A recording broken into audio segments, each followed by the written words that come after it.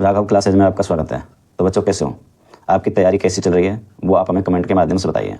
बच्चों आज का जो हमारा वीडियो रहने जा रहा है वो विशेष रूप से जो 12 तारीख को हिंदी की परीक्षा है उसके संदर्भ में रहने जा रहा है। मैं आपको इस वीडियो में कुछ ऐसे पॉइंट बताऊँगा और कुछ ऐसे महत्वपूर्ण क्वेश्चंस लेके आया हूँ जो आपकी परीक्षाओं में 99% आने की संभावना रखते हैं। और जो मैं इस वीडियो में आपको पॉइंट बताने जा रहा हूँ उसके आधार पर यदि आप अपना जो आंसर है वो लिखोगे तो आपके जो नंबर हैं वो एग्जामिनर भी नहीं काट पाएगा। तो बच्चों जो एग्ज़ाम में ध्यान रखने योग्य बातें हैं उनमें पहली बात है हमें अपना जो प्रश्न पत्र है उसको शांति से पढ़ना है। और शांति से प्रश्न पत्र पढ़ने के बाद हमें जिस भी प्रश्न का उत्तर सबसे पहले लिखना है उस प्रश्न को पढ़ना है और उसका भाव कि वो प्रश्न कह क्या रहा है उसी के आधार पर अपना आंसर लिखना है। दूसरी इंपॉर्टेंट बात होती है उत्तर लिखने की, वो होती है उत्तर की शब्द सीमा। क्योंकि बच्चों कभी जब भी प्रश्न हमारा 1 नंबर का होता है और जो हम उत्तर लिखते हैं उसका वो 6 लाइन का लिख देते हैं, ये गलत है। और इससे जो एग्जामिनर है उस पर हमारा गलत इंप्रेशन जाता है। क्योंकि एग्जामिनर सोचता है कि बच्चे को तो प्रश्न का उत्तर लिखना ही नहीं आता, कोरी रामायण लिख के चला गया है। तो हमें उतना ही आंसर लिखना है जितना हमें उस प्रश्न में पूछा जाए। आगे इम्पोर्टेंट टॉपिक वो है यदि संभव हो तो हमें जो अपना उत्तर है वो पॉइंट बना कर ही देना चाहिए। जैसे एक प्रश्न है, सेनानी ना होते हुए भी चश्मे वाले को लोग कैप्टन क्यों कहते थे। तो इसमें जो आंसर है वो पॉइंट्स में दिया गया है। क्योंकि आंसर देने के 2 तरीके होते हैं, एक तो पॉइंट बना करके और दूसरा कहानी या पैराग्राफ के रूप में। पर जब हम अपना उत्तर पॉइंट्स बना करके देंगे तो जो एग्जामिनर है वो हमसे प्रभावित होगा और हमें पूरे के पूरे जो नंबर हैं उस प्रश्न में देगा। अब इसका आंसर है सेनानी ना होते हुए भी लोग चश्मे वाले को कैप्टन इसलिए कहते थे क्योंकि। अब इसने यहाँ पॉइंट बना दिए। कैप्टन चश्मे वाले में नेताजी के प्रति अगाध लगाव एवं श्रद्धाभाव था। वह शहीदों एवं देशभक्तों के अलावा अपने देश से उसी तरह लगाव रखता था जैसा कि फौजी व्यक्ति रखता है। उसमें देश प्रेम एवं देशभक्ति का भाव कूट कूट कर भरा था। वह नेताजी की मूर्ति को बिना चश्मे के देख कर दुखी हो जाता था और कभी कभी नेताजी की मूर्ति को बिना चश्मे के नहीं रहने देता। यानी बच्चों ये जो पॉइंट्स हैं इनके आधार पर जो हमने आंसर लिखा है, अब इसमें जो एग्जामिनर है वो हमारे नंबर नहीं काट पाएगा। यदि बच्चों हमें अपनी जो एग्ज़ाम की तैयारी है उसको और भी बेहतर करना है तो हमें हर चैप्टर का जो पाठ का सार है, पाठ का सारांश उसको बढ़िया तरह से पढ़ना है। क्योंकि यदि आपको जो पाठ का सारांश है वो याद हो जाएगा तो उस पाठ में से जितने भी क्वेश्चंस आपके पेपर में आएंगे उनको आप बहुत ही ईजिली सॉल्व कर पाओगे। बच्चों आगे जो हमें दिक्कत आती है कि पाठ और कविता के प्रश्नोत्तर कैसे लिखें, तो उसका भी सीधा आंसर है कविता के भाव और संदेश को पक्का करना है कि वो कविता कह क्या रही है और उसका हमारे लिए संदेश क्या है। जैसे आपका क्वेश्चन आ जाए, उत्साह कविता का मूल भाव स्पष्ट कीजिए। उत्साह कविता का मूल भाव स्पष्ट कीजिए। यदि हमें इसका आंसर लिखना है तो इसका आंसर है, सबसे पहले इसका आंसर लिखने से पहले हमें इस कविता के जो लेखक हैं उनका नाम है वो याद होना चाहिए। और हमें सभी जो हमारी बुक में चैप्टर्स हैं उनके लेखकों के नाम उनके पाठ के आधार पर याद कर लेने हैं। अब हमारा प्रश्न था उत्साह कविता का जो सारांश है वो, तो सबसे पहले सूर्यकांत त्रिपाठी जी ने बादलों पर कई कविताओं की रचना की है। प्रस्तुत कविता में यानी जो हमारी उत्साह कविता है इसमें सूर्यकांत त्रिपाठी निराला, तो इसके लेखक का नाम है सूर्यकांत त्रिपाठी निराला जी ने बादलों को 2 रूपों में दर्शाया है। कवि कहते हैं कि एक तरफ यहाँ बादल बरस कर धरती के प्यासे लोगों की प्यास बुझाते हैं, धरती को शीतलता प्रदान करते हैं और जल से धरती में नवजीवन को पनपने फलने फूलने का मौका मिलता है। प्राणी मात्र का जीवन नए उत्साह से भर जाता है। वहीं दूसरी ओर बादलों को कभी, तो बच्चों इसमें जो निराला जी हैं उत्साह कविता में उन्होंने बादलों के 2 रूप बताए हैं। एक तो बादलों का ही रूप है, यानी एक तो बादल स्वयं बादल के रूप में जो धरती है उस पर बरस करके लोगों की प्यास बुझाते हैं। दूसरा जो कवि है उन्होंने बादलों को कवि के समान बताया है। क्योंकि जो समाज में अत्याचार होते हैं, कुछ ऐसी घटनाएं होती हैं जो नहीं होनी चाहिए, उनके विरुद्ध भी जो कवि होता है वो समाज में चेतना का संचार करता है। बादलों को कवि एक ऐसे कवि के रूप में देखते हैं जो अपनी नई नई कल्पनाओं से, अपने नए नए विचारों से धरती पर नया सृजन करेगा। धरती पर नया सृजन करने का मतलब होता है कवि अपनी कविताओं के माध्यम से समाज में कुछ नयापन पैदा करेगा। उनके अंदर वो उत्साह, वो जज्बा पैदा करेगा कि वो बुराइयों से लड़ सकें। लोगों के भीतर एक नया जोश, नया उत्साह भरेगा, लोगों की सोई चेतना को जागृत करेगा। जैसे जो हमारा स्वतंत्रता का आंदोलन था, उसमें विभिन्न कवियों की जो कविताएं थीं, उन्होंने भी क्रांतिकारियों को अपनी स्वतंत्रता प्राप्ति के लिए प्रोत्साहित करा। तो बच्चों, ऐसे ही आपको हर चैप्टर का जो सारांश है वो पढ़ लेना है। अब इसमें से क्वेश्चन बने तो उसका आंसर आप लिख पाओगे। कवि ने बादलों को किसकी संज्ञा दी है या किस अन्य नाम से जाना है? तो कवि ने बादलों को नवजीवन देने वाला कहा है। बच्चों, जो हमारा पेपर होता है उसमें जो प्रश्न आते हैं वो हमारे जो पाठ का मुख्य पात्र होता है उससे संबंधित ही आते हैं। जैसे कि नेताजी का चश्मा पाठ का मुख्य पात्र है कैप्टन, तो जो हमारे एग्जाम में प्रश्न आएंगे वो कैप्टन से संबंधित ही आने की संभावना ज़्यादा रहती है। जैसे कैप्टन की शारीरिक संरचना का वर्णन कीजिए, कैप्टन चश्मा क्यों बदलता था, पान वाले ने कैप्टन के बारे में क्या बताया। यानी हमें जब हम तैयारी करें तो उस पाठ के जो मुख्य पात्र है उस पर अपना फोकस बनाए रखना है, क्योंकि यदि हम उसके बारे में ठीक से पढ़ लेंगे तो परीक्षा में जैसा भी प्रश्न आएगा वो उसी से संबंधित होगा और हम उसका जो आंसर है बड़ी ही आसानी से दे पाएंगे। तो बच्चों, यहाँ कुछ इंपॉर्टेंट प्रश्न दिए गए हैं जो आपकी परीक्षा की दृष्टि से भी इंपॉर्टेंट है और इनके आने की संभावना भी है। तो अब हम उनका अध्ययन करते हैं। उद्धव के व्यवहार की तुलना किस किस से की गई है? आपका प्रश्न आएगा, उद्धव के व्यवहार की तुलना किस किस से की गई है? तो अब इसका आंसर लिखना है। तो पहले तो हमें ये ध्यान रखना है कि जो ये प्रश्न आया है ये किस पाठ से आया है और इसके लेखक कौन है। तो बच्चों, इसका आंसर है उद्धव के व्यवहार की तुलना दो वस्तुओं से की गई है। अब इसको हम ऐसे भी लिख सकते हैं कि सूरदास जी ने उद्धव जी के व्यवहार की तुलना दो वस्तुओं से की है। पहला कमल के पत्ते से और तेल में डूबी गगरी से। यदि ये क्वेश्चन बेटा एक ही नंबर का होता तो हम इसका आंसर इतना ही लिखते, पर ये क्वेश्चन आपका बड़ा है, निबंधात्मक है या दीर्घ उत्तरात्मक है, तो सिर्फ इतने लिखने से काम नहीं चलेगा। फिर हमें इसकी पूरी व्याख्या करनी पड़ेगी कि सूरदास जी ने उद्धव जी के व्यवहार की तुलना कमल के पत्ते और तेल में डूबी हुई गगरी से क्यों की है, क्या कारण है। अब कमल के पत्ते से तुलना करिए, उसका कारण है क्योंकि कमल का पत्ता होता है वो पानी में रहता है परंतु उस पर जल नहीं ठहरता। जैसे उद्धव जी जो प्रेम के सागर हैं भगवान श्री कृष्ण जी, उनके पास तो रहते हैं परंतु उन पर प्रेम का कोई भी प्रभाव नहीं पड़ा, या उन पर प्रेम का कोई भी प्रभाव नहीं पड़ता, इस वजह से कमल के पत्ते से तुलना की है। दूसरा, उद्धव जी के व्यवहार की तुलना तेल में डूबी गगरी से क्यों की है? क्योंकि बच्चे आपने अपने आसपास भी देखा होगा, जब कोई चिकना घड़ा होता है उस या कोई घड़ा है उस पर हम तेल लगा दें और उसको पानी में डुबोएं और बाहर निकालें तो हम देखेंगे कि उस तेल लगे हुए घड़े पर पानी ठहरता नहीं। ऐसे ही जो सूरदास जी हैं वो बता रहे हैं कि उद्धव जी भी उसी चिकने घड़े की तरह हैं। वो प्रेम के सागर श्री कृष्ण के पास तो हैं पर उन पर भी उसी तेल लगी गगरी के समान उस प्रेम का असर नहीं हो रहा। ठीक है बच्चों, ऐसे आपको आंसर्स इनके देने हैं। अब हमारा अगला क्वेश्चन है, उद्धव द्वारा दिए गए योग के संदेश ने गोपियों की विरह अग्नि में घी का काम कैसे किया?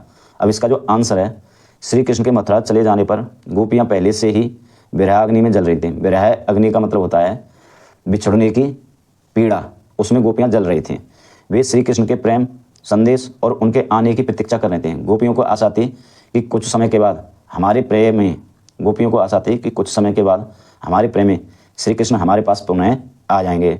परंतु जब श्री कृष्ण मथुरा वापस नहीं आते और उद्धव के द्वारा मथुरा से यह संदेश भिजा देते हैं कि वह वापस नहीं आएंगे, तो इस संदेश को सुनकर गोपियाँ टूट सी गईं। यानी जो अब तक गोपियों को आस थी कि हमारे प्रेमी श्री कृष्ण आएंगे, जब उनको उद्धव जी के द्वारा ये पता चला कि वो नहीं आएंगे तो उनकी वो आशा टूट गई। श्री कृष्ण के गोकुल छोड़कर चले जाने के उपरांत गोपियों के मन में स्थित श्री कृष्ण के प्रति प्रेम भावना मन में रह गई।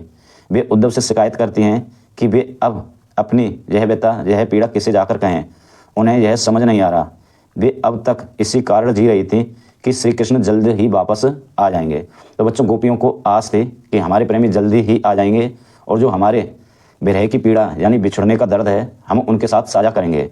पर योग के संदेश को सुनकर अब गोपियों का जो ये विचार था कि हम अपनी विरह की पीड़ा को अपने प्रेमी से साझा करेंगे, वो पूरी होने वाली नहीं थी और वे सिर्फ इसी आशा से अपने तन मन की पीड़ा को सह रही थी कि जब श्री कृष्ण वापस लौटेंगे तो वे अपने प्रेम को कृष्ण के समक्ष व्यक्त करेंगी। उनके हृदय में श्री कृष्ण के प्रति अटूट प्रेम है जो कि किसी योग संदेश द्वारा कम होने वाला नहीं है, बल्कि इससे उनका प्रेम और भी दृढ़ हो जाएगा। उनसे मिलने आने के बजाय जब श्री कृष्ण ने उन्हें योग साधना का संदेश भेज दिया, जिससे उनकी व्यथा कम होने के बजाय और भी बढ़ गई। यानी अब तक तो गोपियों को आस थी कि हमारे प्रेमी जिनसे हमने प्रेम किया है श्री कृष्ण आएंगे।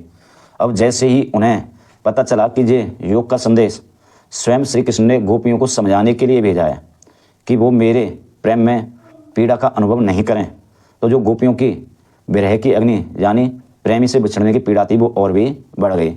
श्री कृष्ण के प्रति अपने अनन्य प्रेम को गोपियों ने किस प्रकार अभिव्यक्त किया है?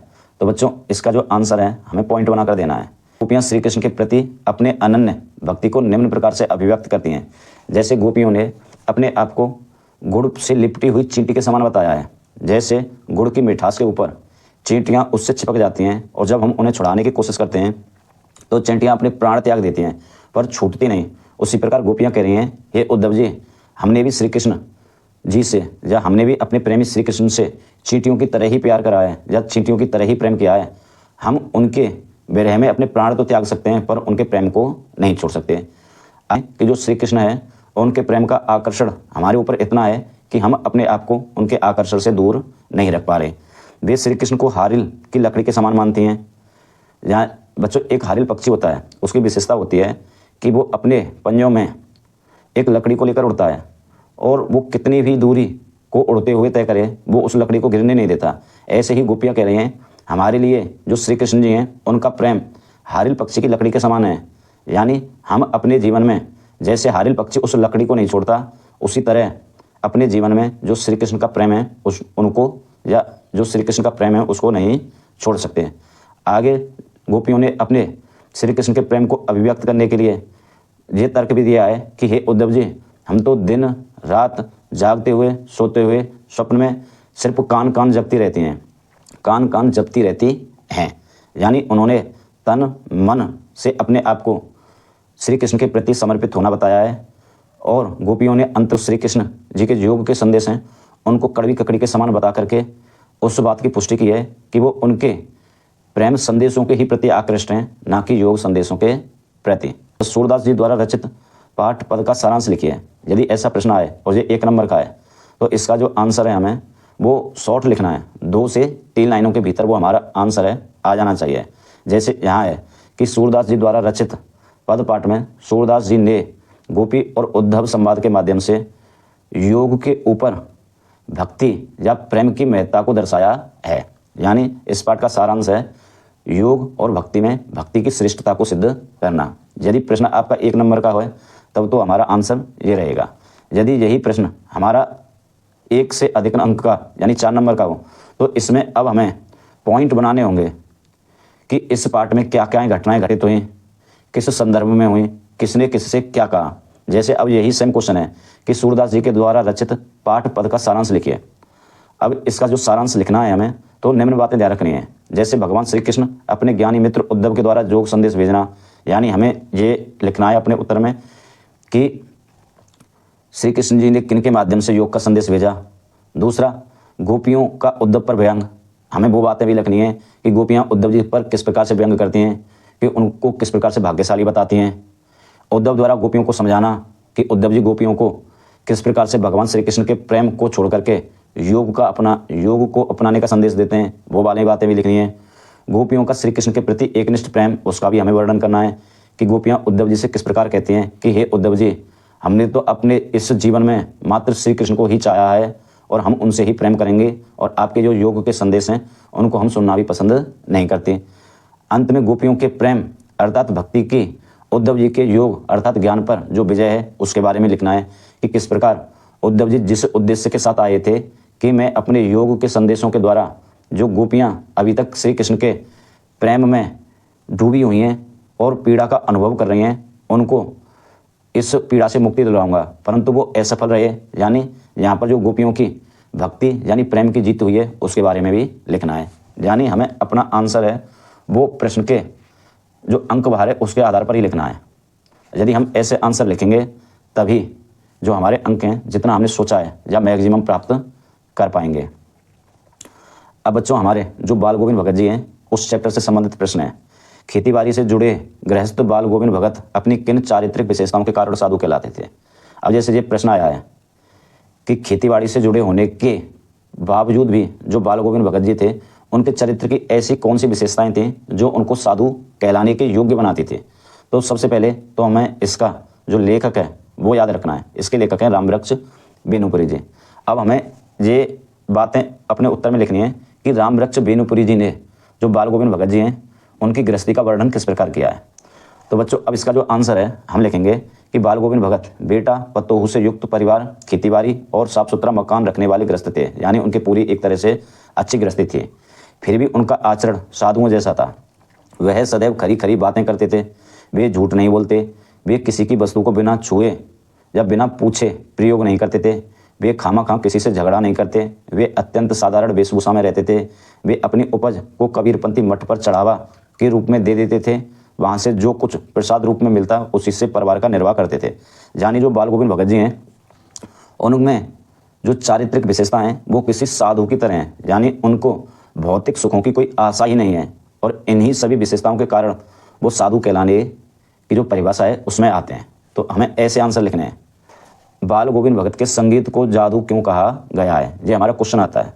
तो इसका जब हमें आंसर लिखेंगे तो पहले हमें शांति से ये सोचना है कि जब बाल गोविंद भगत जी कबीरदास जी के पदों का गायन करते थे तो लोगों पर उनके पदों का क्या प्रभाव पड़ता था, बच्चों पर क्या प्रभाव पड़ता था, महिलाओं पर क्या प्रभाव पड़ता था। जब वे खेतों में काम करते हुए कबीरदास जी के पदों को दोहराते गायन करते थे तब खेत में हल चलाने वाले लोगों पर क्या प्रभाव पड़ता था, खेतों में काम करने वाले या धान की पौध लगाने वाले लोगों पर क्या प्रभाव पड़ता था। यदि हम अपना आंसर इस प्रकार से देंगे तो एग्जामिनर हमारे नंबर नहीं काट पाएगा।